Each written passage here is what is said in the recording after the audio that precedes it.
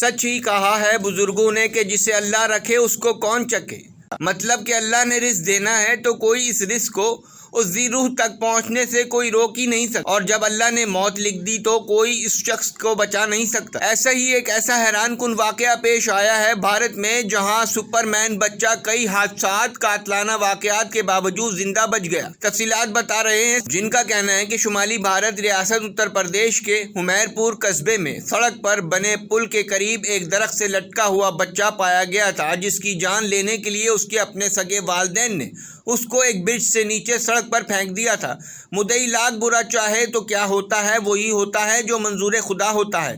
तफसीलात में इंकशाफ हुआ कि हुमैरपुर में बच्चे को उसके वालिदैन ने पुल से गिराया था, जिसकी वजह से उसे 50 से ज़ायद चोटें आई थी और उसे किसी जंगली जानवर ने काटा भी था, लेकिन इसके बावजूद उस बच्चे को कत्ल नहीं किया जा सका। बच्चे को रेस्क्यू करने के बाद जब खानपुर के एक अस्पताल में पहुंचाया गया तो डॉक्टरों को उम्मीद नहीं थी कि वो मज़ीद ज़िंदा रह पाएगा, लेकिन मुसलसल 2 माह तक इलाज के बाद वो अब सेहतमंद है। खानपुर अस्पताल के एक डॉक्टर के मुताबिक इस बच्चे का नाम कृष्णा रखा गया था।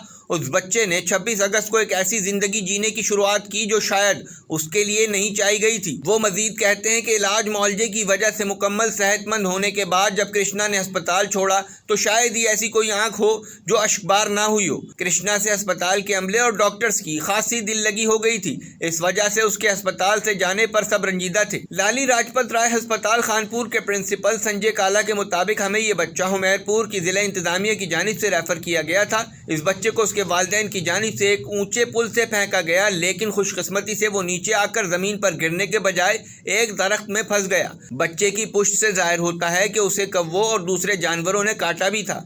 जब कृष्णा हमारे पास पहुंचाया गया तो उसके जिस्म पर 50 जख्म थे। मीडियाई बातचीत में उस बच्चे की देख रेख करने वाली नर्स ने बताया कि जब कृष्णा जख्मों के दर्द की वजह से रोता था तो उसे वो लोरियां सुनाकर चुप कराने की कोशिश करती थी, क्योंकि जख्मों की वजह से बच्चे को उठाया नहीं जा सकता था। नर्स कहती हैं कि जब कृष्णा रोता था तो हम सब की आंखों में आंसू होते थे।